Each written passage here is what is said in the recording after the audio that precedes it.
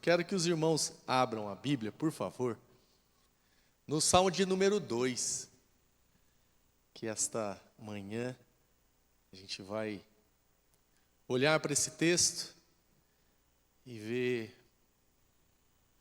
quanto ele é oportuno em nossos dias. Mas antes disso, eu queria pensar com vocês a respeito do seguinte: o fato de nós, os seres humanos, sermos a principal das criações de Deus, nos dá a condição de expressarmos conscientemente ou racionalmente as nossas necessidades e até mesmo as nossas emoções. A gente faz isso todos os dias.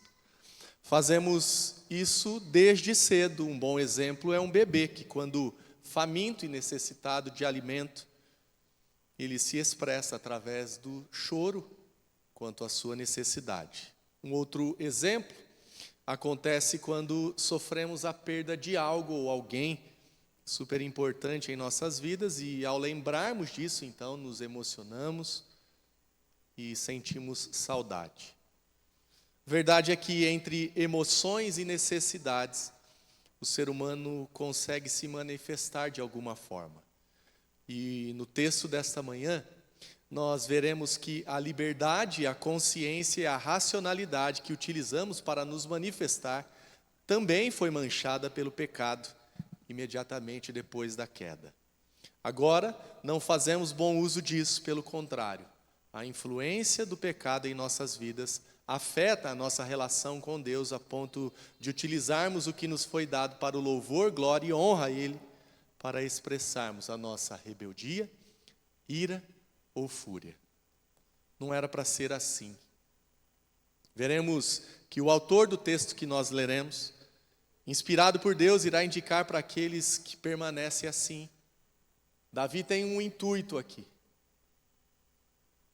de advertir aqueles que buscam essa plataforma.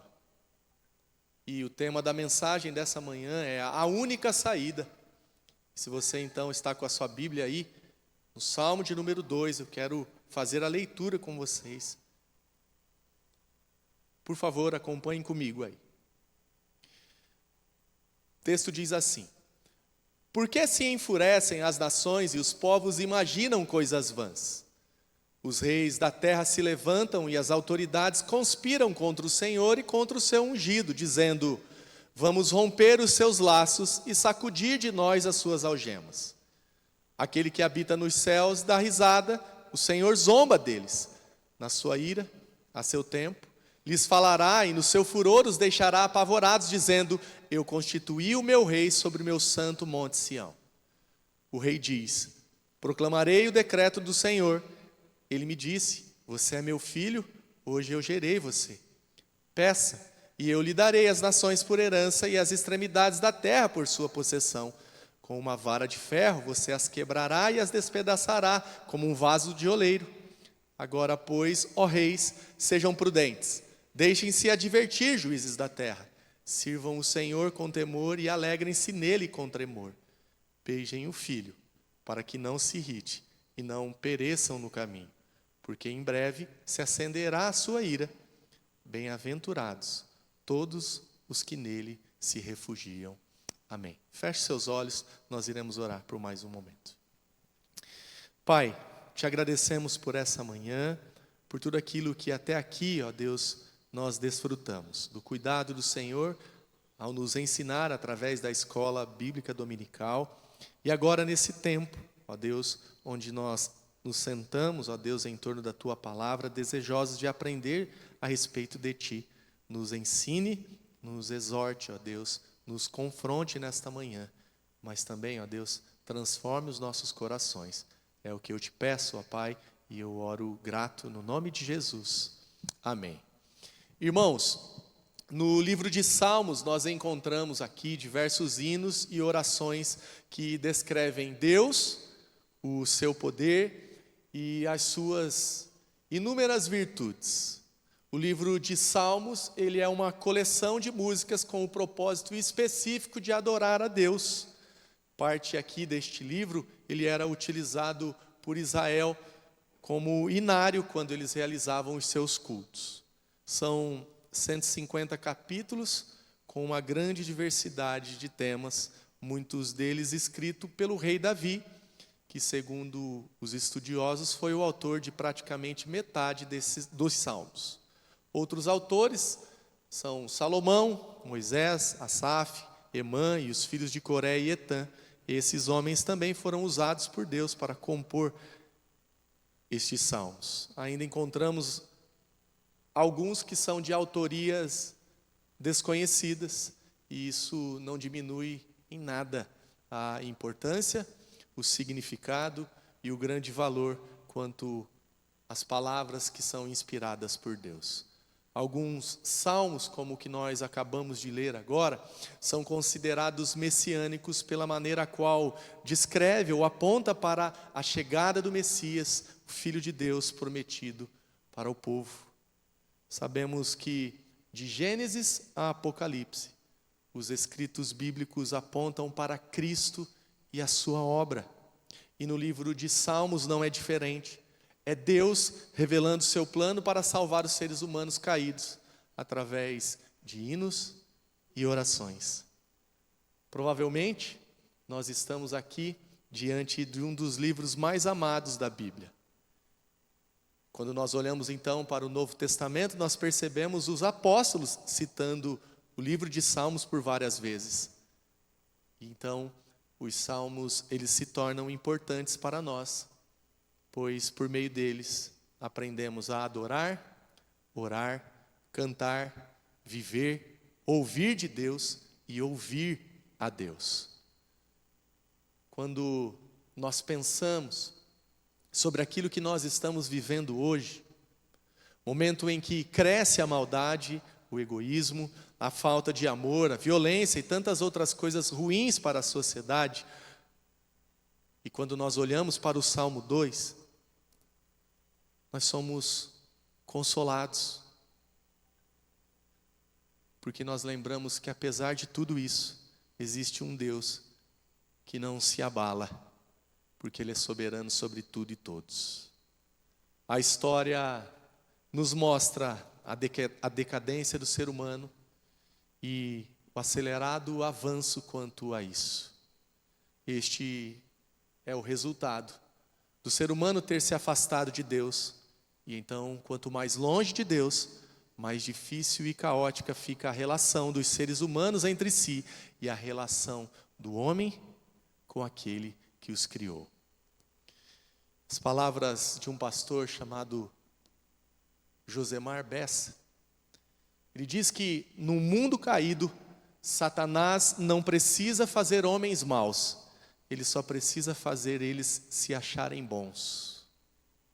E é exatamente isso que nós vemos quando olhamos para os governantes desta terra.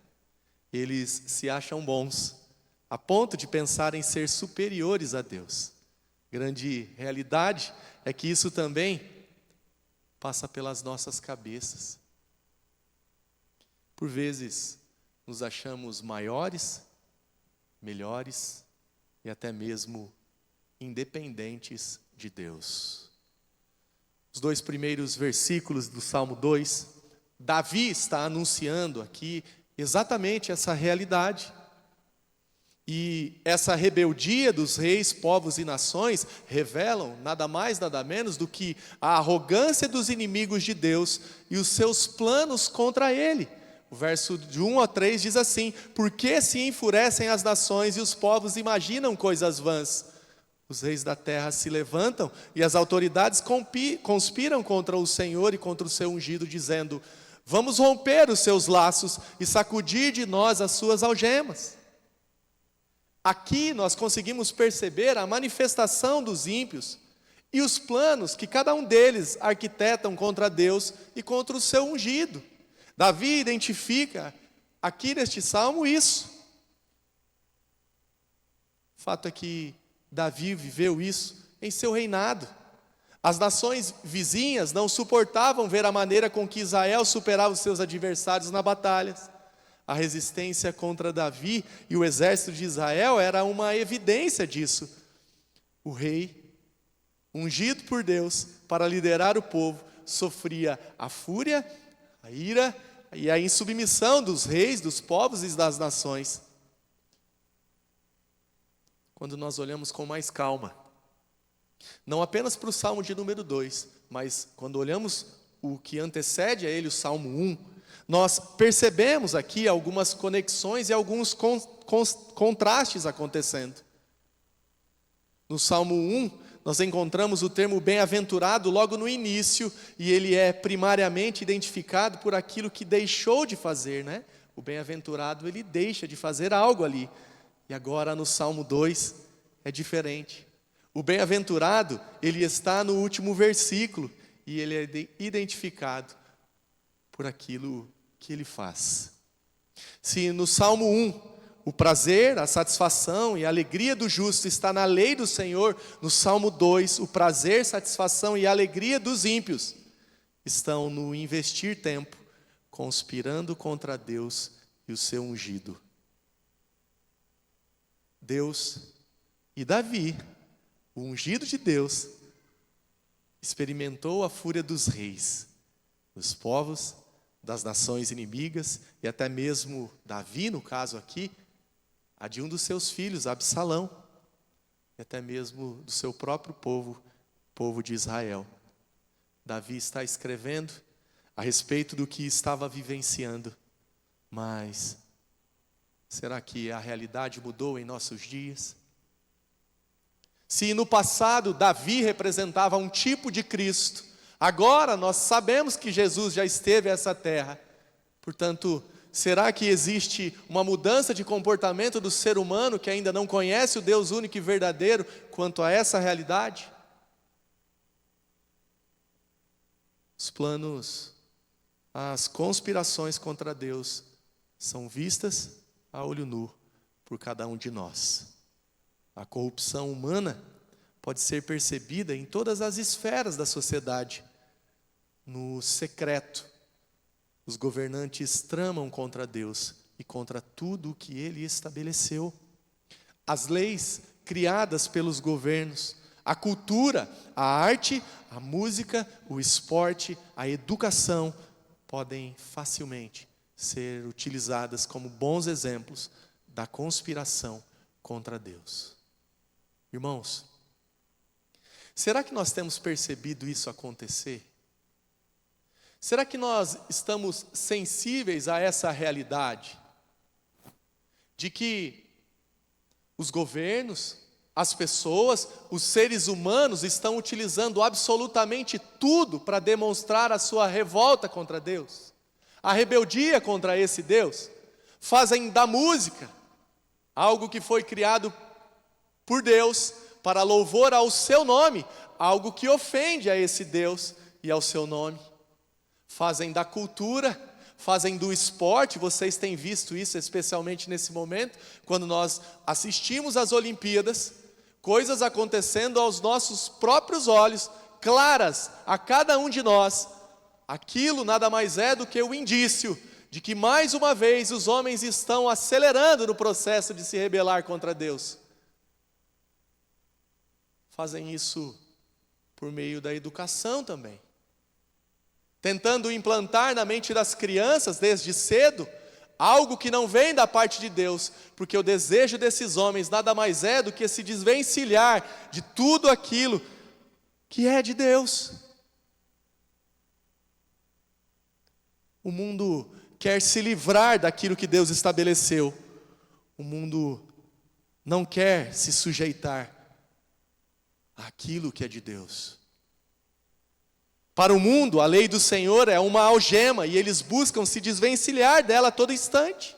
Eles querem romper os laços e sacudir as algemas. Na visão do mundo, essa é a liberdade. Sabe o que tem acontecido nos últimos dias? Com o avanço da psicologia no meio da igreja. E aí, aqueles que utilizam da psicologia para diminuir aquilo que está sobre todos nós, é exatamente isso, desvencilhar-se da lei do Senhor, porque agora Esses conceitos, esses princípios não são mais o que devem nortear as suas vidas. Não é mais o que o Senhor estabeleceu. Se desvencilhe disso e você será curado. Não traga esse peso à sua vida.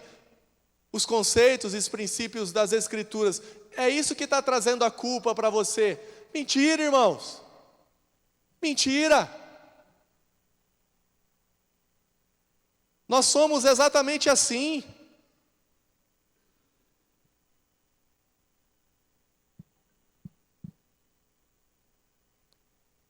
Querem romper os laços e sacudir as algemas. É essa liberdade que eles querem.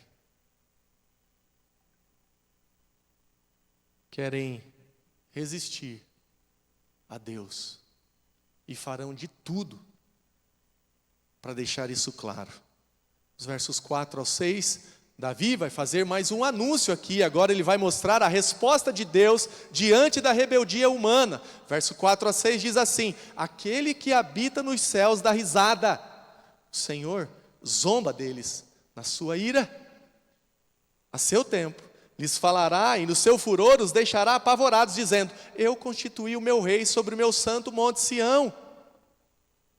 A rebelião das nações, ao querer desprezar e romper os laços com Deus, tem por resposta o riso deste Deus. Davi diz que Deus ri porque a revolta dos povos, nações e governos não passam de insensatez. Deus ri, pois percebe a falta de sabedoria que há nas mentes e corações humanos. O Senhor zomba desses. Irmãos, é impossível querer medir forças com Deus.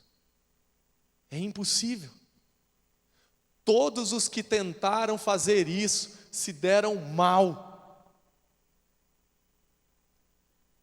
No passado, inúmeras pessoas lutaram, se rebelaram e se posicionaram contra Deus. O final delas foram morte, e não apenas a morte física, mas a morte espiritual. Alguns aqui, eu lembro com pouca clareza, eu nem lembrava desse episódio aqui. Mas se você lembra de um homem que foi um cantor no nosso país e teve uma época que ele fez muito sucesso, o nome dele era Cazuza. Alguém lembra do Cazuza aqui? Eu lembro um pouquinho. Mas disseram que esse rapaz, certa vez, num dos seus shows, ele tragou o cigarro, se eu não me engano, foi de maconha, e ele assoprou a fumaça no ar e disse: essa é para você, Jesus. Qual que foi o final desse jovem, desse homem que zombou de Deus, que menosprezou a realidade desse Deus? E aí você, olhando um pouquinho mais a fundo, você vai lembrar também do grande navio da época, né, utilizado para viagens, o Titanic, né? E aí você vai olhar lá o filme, todos aqui, eu acredito que assistiram o Titanic, os mais novos pode ser que não, mas assistam, que vocês vão chorar bastante. Mas os construtores do Titanic disseram que nem Deus é capaz de afundar o Titanic. E aí, milhares de pessoas morreram ali naquela ocasião. Temos o famoso cantor John Lennon, né? Que também desafiou a Deus, também se rebelou contra Deus e se posicionou quanto a isso, e nós sabemos o final da história desse jovem cantor também. Falei há pouco sobre algumas figuras aqui, mas nós, se procurarmos, encontraremos muitas outras histórias. Mas onde será que pessoas que adotam uma postura como essa querem chegar? Eles querem matar Deus em suas consciências. E tentar fazer isso é o mesmo que uma formiga tentar matar um elefante enforcado. Não dá. Não tem chance. Não tem a mínima chance. É certo que para esses, a ira de Deus virá no seu tempo e não tardará. Deus zomba dos rebeldes e proclama sua autoridade e poder ao instalar o seu rei no seu santo monte. Naquele momento, Davi era o tipo de Cristo, um ungido de Deus que governaria por um tempo seu povo. Mas esse trecho aqui está apontando para o Filho de Deus, para Cristo.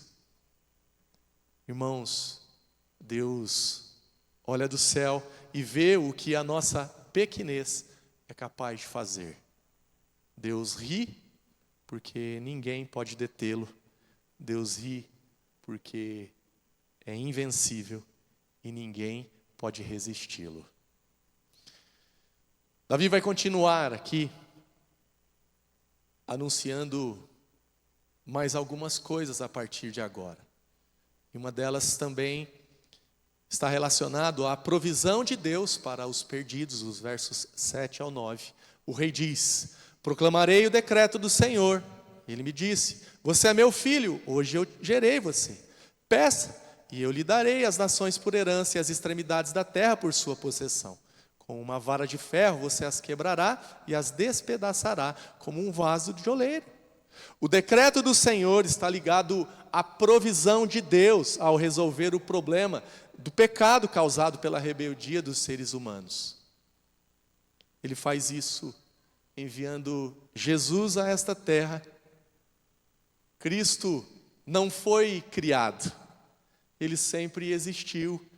E no tempo que Deus estabeleceu desde a eternidade, seria gerado pelo Espírito no ventre de uma jovem. A chegada do Messias é a evidência de que Deus executa o plano que tem para a salvação dos pecadores.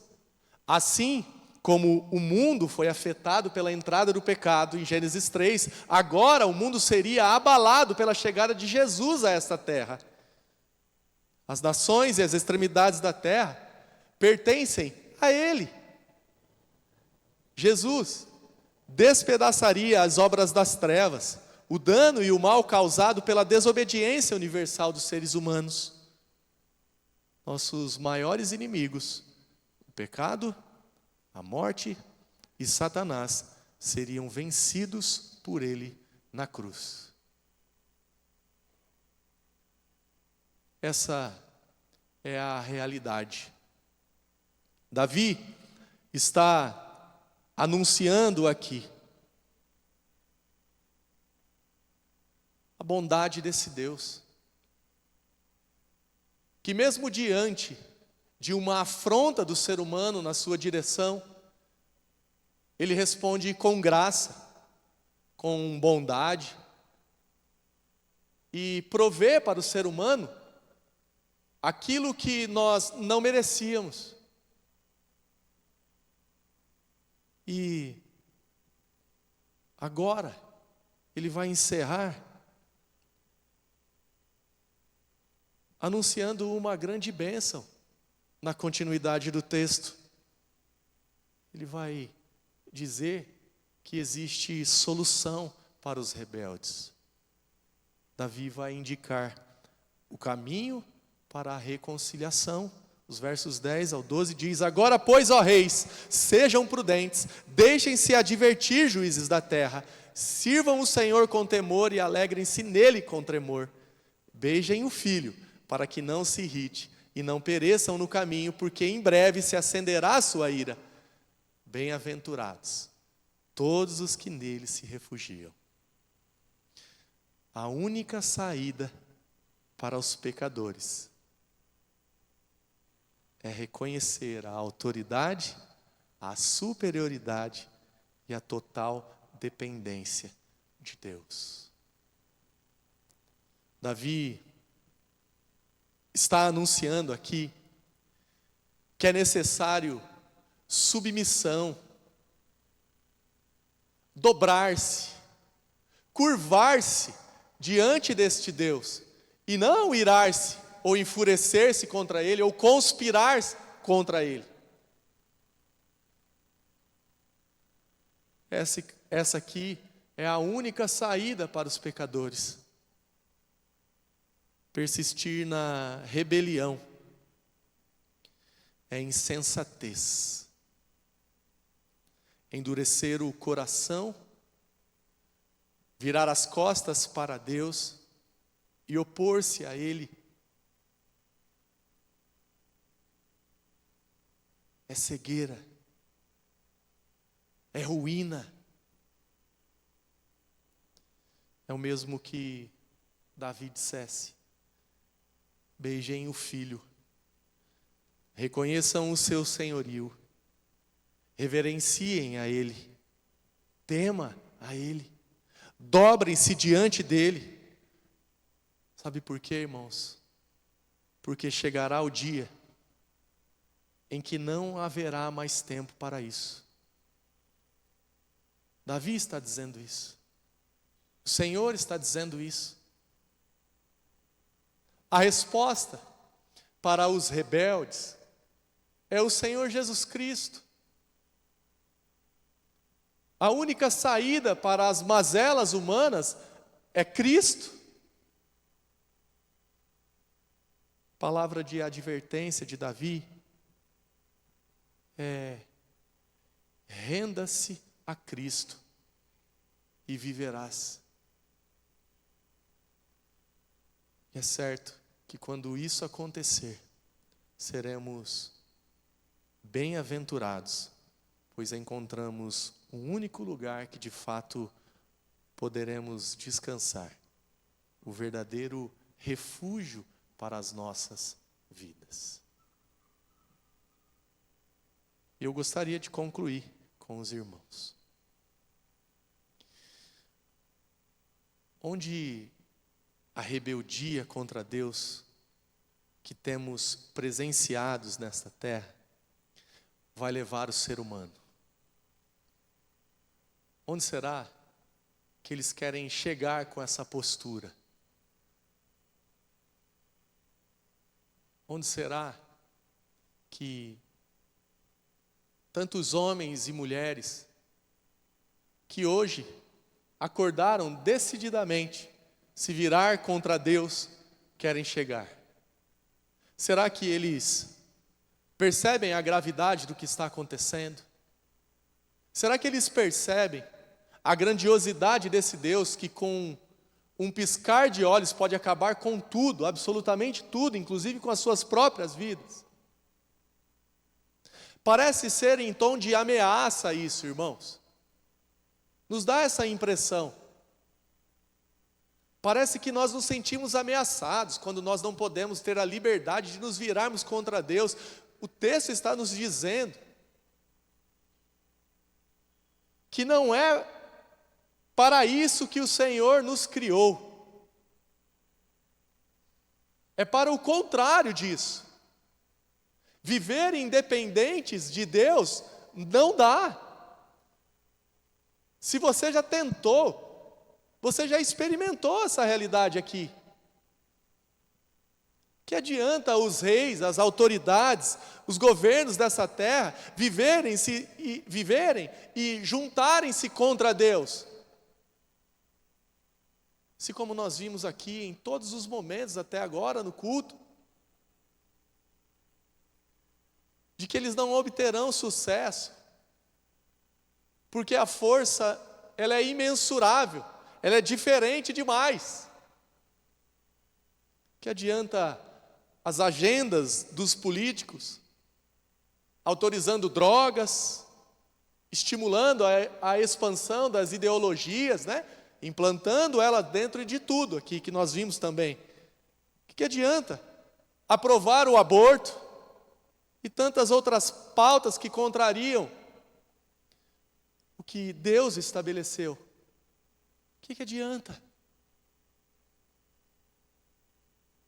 O que adianta os povos, as nações, e até mesmo nós, em alguns momentos, nos opormos a Ele? É como uma formiga querendo matar enforcado um elefante. Não vai dar nada. Pelo contrário, vai dar muito ruim. Porque Deus ri daqueles que se posicionam assim. Deus zomba de todos que tentam agir assim. Mas, diante da sua ira, todos os que permanecerem desta forma, rebeldes contra Deus, não resistirão, pelo contrário, sofrerão as consequências, perecerão eternamente. A verdade é que, para os que ainda hoje vivem, mas permanecem rebeldes, há uma saída. Ela é única e se chama Jesus Cristo. Portanto, renda-se a Ele. Renda-se diante daquele ao qual conspiraram.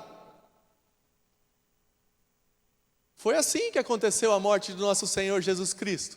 Conspiraram contra Ele, agiram por debaixo do pano, levaram Ele para ser julgado, e ali manipularam todas as coisas, para que Ele fosse de fato levado ao povo. E olha só que interessante, porque todos se rebelaram contra Ele, todos conspiraram contra Ele, e quando Ele foi levado adiante do povo, o próprio povo escolheu Barrabás no lugar de Cristo. Percebem que o Salmo 2 anuncia para nós o próprio Cristo, aquele que mesmo que tendo que lidar com essa oposição, ao invés de vir com a sua ira, e Ele poderia muito bem ter feito isso naquela ocasião, Ele veio com um amor que superou a oposição. E é isso que o Senhor tem para nós. É isso que o Senhor espera, de que nós entendamos a necessidade que nós temos de buscar a Ele, de nos dobrarmos diante dEle, de nos humilharmos diante dEle, de nos submetermos diante dEle. E todas as vezes que isso acontece, confessando os nossos pecados diante dEle, Ele é fiel e justo para perdoar os nossos pecados e nos purificar de toda a injustiça. É dessa maneira que nós temos a relação com Deus reestabelecida, e agora então podemos desfrutar dessa relação. Uma relação que do lado de lá existe um amor que nós não conseguimos mensurar, mas que a partir dessa relação nós também podemos amar a Ele e demonstrar esse amor até que Ele venha. Cantamos aqui. Até que Ele venha. Nós, aqueles que fomos encontrados por esse tão grande amor, temos a missão de falar desse grande amor aos outros. Até que Ele venha, Ele é a esperança que ao mundo nós precisamos falar. Não há saída